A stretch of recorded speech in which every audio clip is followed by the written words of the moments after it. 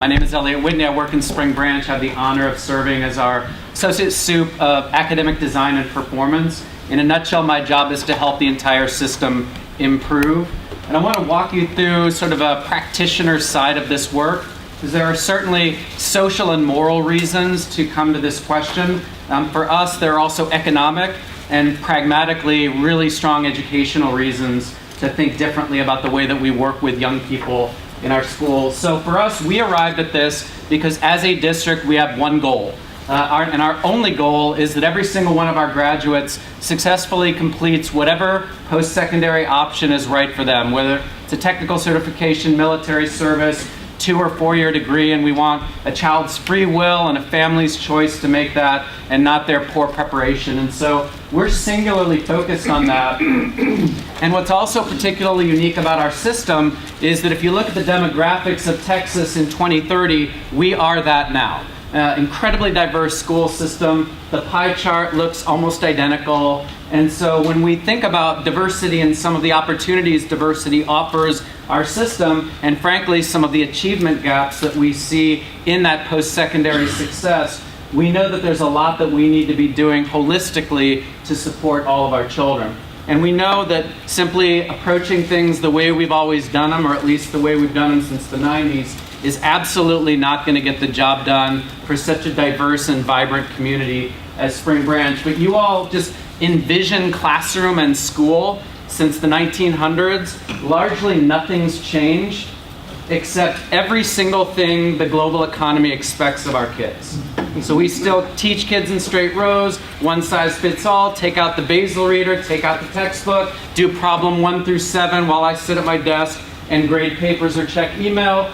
But if you ask any business leader, any nonprofit leader, any parent what they really value, we know that the skills and the competencies are just vastly different. And so to continue to do school and treat kids the way we've done it just for the sake of it, we know is not going to get the job done long term for our kiddos. And so we arrived at this issue when we adopted our goal of post-secondary success and looked candidly in the mirror at our disciplinary infractions. And Charles showed you the percent. We have 35,000 kids, so we're below the 50%. This is, I think, 2013.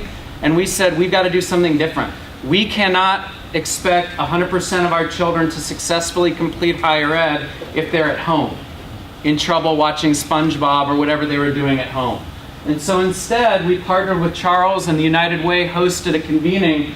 And we really raised our hand, and there were 3 gentlemen, Reverend Lawson, Archbishop Fiorenza, and Rabbi Karf, that really called the question for Houston as a community that we need to keep our kids in school and do something different with discipline.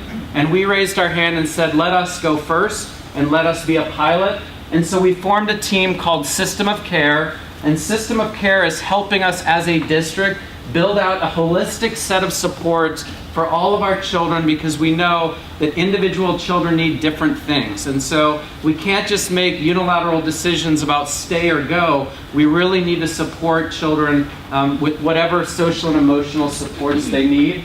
And I'll skip this just to show you a visual. When we started this work, we were working with 105 children at one of our schools. Our work around restorative practices has gone up by 8,500%, which is a big number. And the diversity and demographics of the schools in which we serve continue to mirror the district's diversity, and we're proud of that. But I just want to dig in very specifically to one of our schools as a case study. This is a middle school of 1,100 kids, incredibly diverse. 40% of the children live in poverty. And we engaged the community in a year-long process and asked parents and teachers and kids and alumni and kids who have dropped out and families that were choosing private school or homeschool. We asked them, what is your authentic experience in this school, and how might we transform the experience so that every single one of the children of the 1,100 actually succeed? And what we kept hearing, and I've highlighted it here, is we need a structured time for children to build kinship and connections across lines of advantage. We have an incredibly diverse school, and we need to leverage the power of that diversity. I'll tell you, 2 high school kids at a school called Memorial, they said, that school is incredibly diverse. I just got done with an internship in business, and I wish I'd had more experiences working with children across lines of advantage, because that's what the real world is like. And so our theory is, if kids stay in school and if we meet their social and emotional needs, not only will we build that kinship and those relationships, but academic achievement will go up.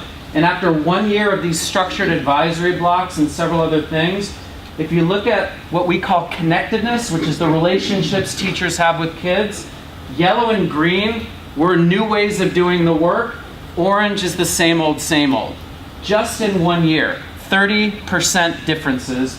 And then when we looked at academic performance, again, orange was the same old, yellow and green was different, and that's college readiness levels after 1 year. Similarly, so if we kept our kids in school, built kinship, used restorative practices, and met the SEL, the social and emotional needs of kids, what we saw is the relationships improved significantly and the academic data blew the roof off. And for those of you, I mean, you know that this was also the year of Hurricane Harvey. So and a couple of days of an ice storm. So with 12 fewer instructional days, we saw those results.